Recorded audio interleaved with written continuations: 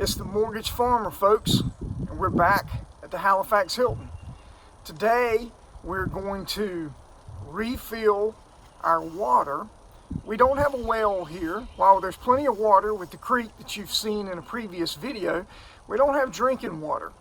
So what we do is we truck our water in from various locations, whether it be my home a ways away or at a local campground that allows us access to their water. Once every 4 to 5 years, I take my water tanks home and power wash them, clean them out, and recover them in black plastic. Now, if you didn't realize it, when sun gets access to your water, it creates algae. And as clean as your water is and as tight as it's closed up, you're going to get algae unless you remove the sunlight. So we take our 275 gallon water tanks and we cover them in plastic. We actually have 4 water tanks here on the farm. 2 of them we collect rainwater in. One of them runs the sink and our toilet, and the 4th one runs our potable water for our shower and our drinking water and our cooking needs. But every so often we have to take them home, clean them out, but we also have to take them and fill them up. So that's what we're going to do. Today we're going to put those things back together. I'll actually show you where we put our water tanks, and then you can watch as we unload them, move them around, fill them up. Come with me.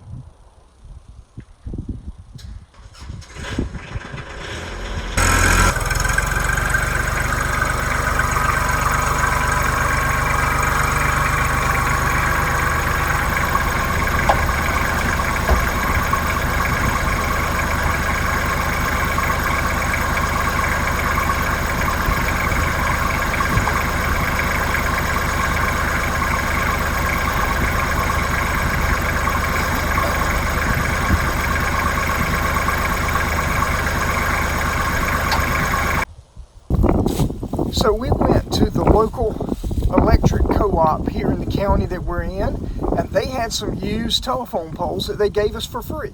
So we took 2 of their telephone poles, we cut them down, and it made 4 posts for us.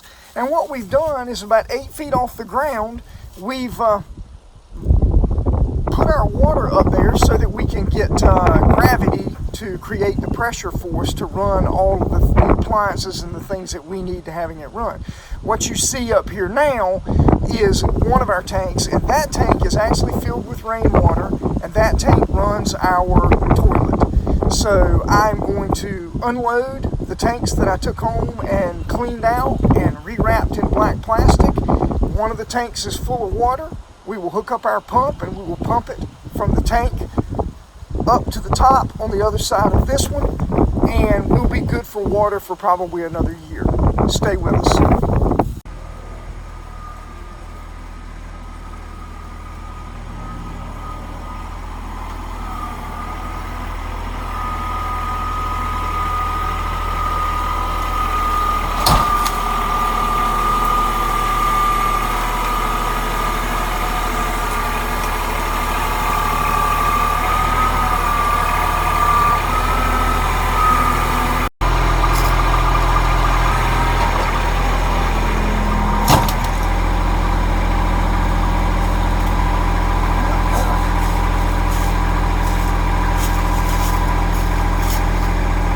How we get it loaded up top.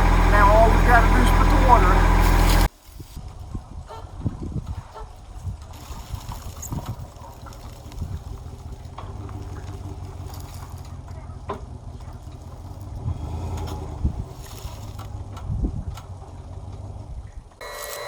So what we've got is we've got our pump hooked up to the water tank, and we're pumping the water out of the tank that we brought from home up into the upper tank.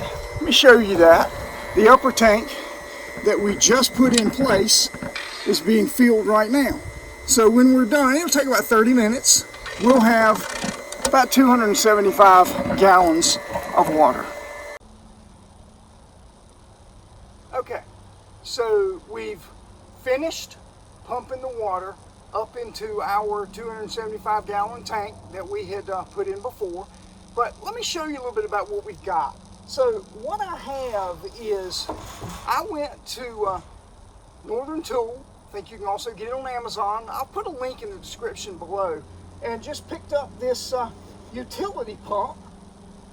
And I used that, and it was relatively inexpensive. But all I need is a utility pump. You'll need a garden hose or something like that. I've got an old garden hose laying down here. And then you'll take your pump, and on the intake side, you'll just need to get a small section of garden hose, cut the ends of it off. I put an adapter on it here, and then I added a foot valve. Now, basically what a foot valve will do for you is it will keep the water from running out of the intake. Otherwise, you'll constantly lose prime, and you'll just have a mess, and you'll get frustrated, and it's not worth it. Go spend the $8 for a foot valve at Northern Tool or your local tractor place, Agri Supply for myself, or probably even Amazon. Just get you a foot valve, something inexpensive, about 4 feet of hose here, and put it in, and I just drop it down into the top of the tank and wait and fill it up. Now, the problem with using the tank itself is that sometimes your couplings don't match up. So, for instance, in this case, my water pump intake and my water tank output both have male ends on them, so I would need a piece of hose that was female to female, and I just didn't happen to have that. You can certainly make one. Go get you an old piece of garden hose, cut the end of it off, and on one end you'll already have a female. On the other end, just cut it off and insert a female. But at the time, it just made more sense. I just went ahead and grabbed my 4-foot section with my foot valve. This 4-foot section and foot valve doubles for use on another project here at the Halifax Hilton, and that's my outdoor shower. We'll talk about that in another video.